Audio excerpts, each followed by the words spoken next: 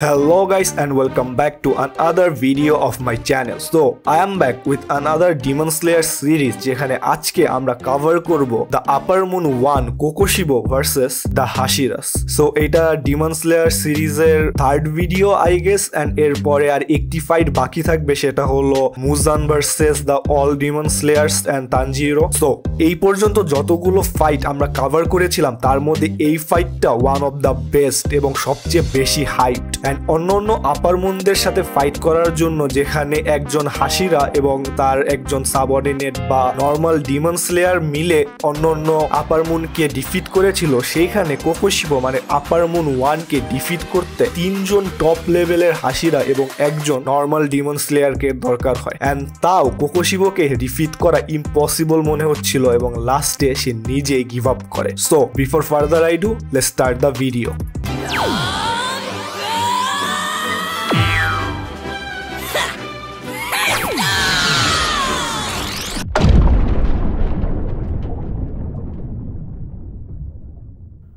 So fight start হয় যখন তোকিতো মুইচিরো আর গিউমে Demon ক্যাসেলের ভেতরে এক্সপ্লোর করছিল আর ঠিক তখনই একটি দেওয়াল এসে তাদের দুইজনকে আলাদা করে দেয় গিউমি আলাদা কোথাও পৌঁছে যায় আর মুইচিরো পৌঁছায় একটি রুমে আর সেখানে তার সামনে ছিল আপার মুন 1 কোকোশিবোকে দেখেই তোকিতোর ফুল বডি ফ্রিজ হয়ে যায় তার বডি কাঁপতে থাকে অ্যাজ ইফ তার বডির উপরে কোনো কন্ট্রোলই নেই এই সবকিছু আপার মুন 1 দূর থেকে দেখছিল এন্ড আমরা এখানে জানতে পারি কোকোশিবোর কাছে ট্রান্সপারেন্ট ওয়ার্ল্ডের অ্যাক্সেস আগে থেকেই আছে যার মাধ্যমে আমরা অপোনেন্টের বডির ভেতরে তার মাসেল এবং তার নার্ভ মুভমেন্টকেও দেখতে পারি কোকোশিবো নোটিস করে তোকিতোর অ্যাডভান্স এবং এপিক লেভেলের মাসেল প্লেসমেন্টকে এন্ড এরপরেই তোকিতোকে সে তার নাম আস্ক করে এবং সে জানায় তোকিতো মুইচিরো তারই ডিসেন্ডেন্ট এটা শুনে মুইচিরো আরো ভয় পেয়ে যায় সে অনেক কষ্ট করে তার ব্রিদিং টেকনিককে কাজে লাগায় এবং নিজেকে ফোকাস করে কোকোশিবোর উপরে অ্যাটাক করার জন্য এবং তার পরের মুহূর্তেই সে অ্যাটাক করে but he was too weak Kokushibo খুব সহজেই এই অ্যাটাকগুলোকে ডচ করে দেয় এবং কোকোশিবো মুইচিরোর স্পিড এবং ক্যাপাবিলিটি দেখে মুইচিরোর প্রশংসাও করে কিন্তু এরপরেই কোকোশিবো ড্র করে তার katana and within a single blow সে তার অপোনেন্ট মানে তোকিতোর একটি হাত কেটে ফেলে দেয় সো তোকিতো ব্যাক করে এবং সে নিজের স্ট্যান্ড নেয় নিজের হাতকে সিল করে যাতে ওভার ব্লিডিং এ সে মারা না যায় এবং আবার রেডি হয় কোকোশিবোকে অ্যাটাক করার জন্য বাট যখনই কোকোশিবোর দিকে সে চার্জ করে কোকোশিবো তাকে ধরে ফেলে এবং তার নিজের কাটানা দিয়েই তাকে একটি পিলারের সাথে পিন করে দেয় সো এখানে কোকোশিবো তোকিতোকে ফুললি মারে না কারণ সে তাকে সেভ করছিল যাতে সে একটি ডিমন হতে পারে কারণ তোকিতোর অনেক ভালো পোটেনশিয়াল ছিল একটি আপার মুন ডিমন হওয়ার এন্ড এই সব কিছু হচ্ছিল গেনিয়ার সামনে গেনিয়া আড়াল থেকে একটি পিলারের পেছন থেকে এই সব কিছু দেখছিল সো অনেক সাহস করে গেনিয়া তার গান বের করে এন্ড কোকোশিবোর দিকে এইম করে ফায়ার করে দেয় বাট চোখের পলকেই কোকোশিবো সামনে থেকে গায়েব হয়ে যায় এবং গেনিয়ার পিছনে অ্যাপেয়ার হয় এবং গেনিয়াকে আস্ক করে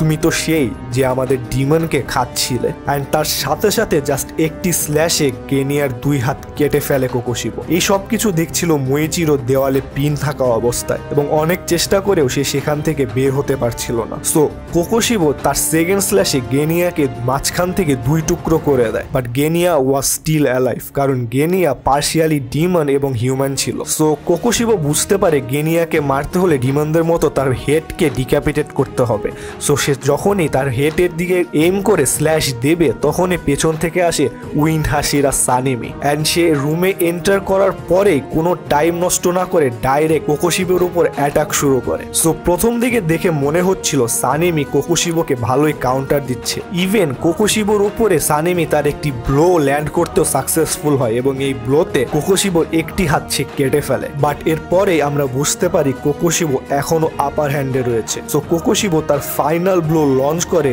সানেমির উপর এন্ড সানেমি এই অ্যাটাকের most of the fatal blow dodge করলেও লাস্টে একটি ব্লো নিজের উপরে ল্যান্ড করে এন্ড এটা তাকে খুব বাজেভাবে ইনজিওর্ড করে কোকোশিবো মনে করে সানেমির এন্ড এখানে বাট তারপরে সে নিজের বডিতেই কিছু চেঞ্জ নোটিস করে লাইক সে আস্তে আস্তে উইক হয়ে যাচ্ছে সো কোকোশিবোর এই অবস্থা থেকে সানেমি সার্কাস্টিক ভাবে হাসে এবং সে রিভিল করে যে তার ব্লাড ডিমনদের জন্য টক্সিন হিসাবে কাজ করে এরপর সানিমি তার ইনজিওর্ড অবস্থায় কোকোশিবোর উপর আবারও অ্যাটাক লঞ্চ করে, বাট স্টিল উইক হওয়ার পরেও Kokushibo was too much for Sanemi. So আবারও কোকোশিবো সানিমিকে ওভারপাওয়ার্ড করে দেয় এবং Sanemi was going to get killed. আর তখনই পেছন থেকে এন্ট্রি নেয় স্টোন হাশিরা গিউমে, অ্যান্ড গিউমে আসার সাথে সাথে শুরু হয় the epic fight, rank 1 demon versus rank 1 Hashira. So Gyomei fight join করার পরে মনে হচ্ছিল এখন ফাইটটা সামহাউ ইকুয়াল গ্রাউন্ডে হচ্ছে, লাইক গিউমে ইকুয়ালি কোকোশিবোর সব অ্যাটাককে ডজ করছিল এবং গিউমের অ্যাটাক কোকোশিবোর উপরে লঞ্চ করছিল। But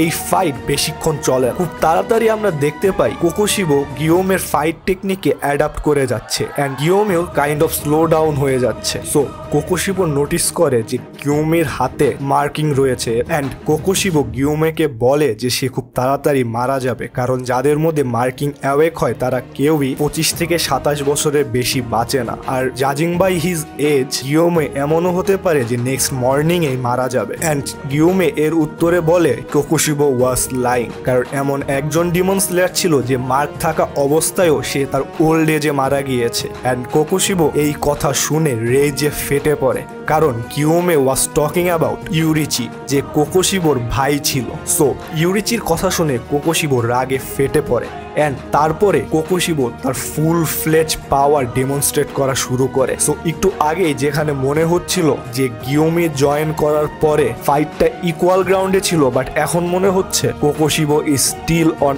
upper hand. Point to be noted যে এই টাইমে গিউমি আর সানেমি একসাথে তার উপর অ্যাটাক করছিল। সো এই সব কিছু চলার মাঝখানে তোকিতো নিজেকে পিন অবস্থা থেকে রিলিজ করতে সাকসেসফুল হয় অ্যান্ড সে প্রথমেই যায় গেনিয়ার কাছে। তো গেনিয়া তাকে বলে যে কোকোশিবোর যে পার্টগুলো সানেমি আর গিউমিলে কেটে ফেলেছে সেগুলো তার কাছে নিয়ে আসতে। সো গেনিয়া সেই পার্টগুলোকে নিজে খেয়ে নেয় এবং সে half demon and half human হওয়াতে পাওয়ার আপ হয়। So Tokito was badly injured, like তার একটি হাত ছিল না। সো সে ডিসাইড করে সে ফুললি ফাইটে জয়েন হতে না পারলেও সে পার্শিয়ালি হেল্প করবে। সো তোকিতো স্নিক আউট করে কোকোশিবোর একদম কাছে চলে যায় এবং তার কাতানাকে তার বুকে স্ট্যাপ করে দেয় অ্যান্ড এই টাইমে সে তার কাতানাকে রেড করতেও সাকসেসফুল হয়। সো রেড কাতানার কারণে কোকোশিবো এক জায়গায় স্টাক হয়ে গিয়েছিল, ইটস লাইক তার বডি আর মুভ করছে না। অ্যান্ড তখনই গেনিয়া তার ইউজ করে ব্লাড ডিমার্নার, যেটা কাইন্ড অফ একটা ট্রির মতো, যেটা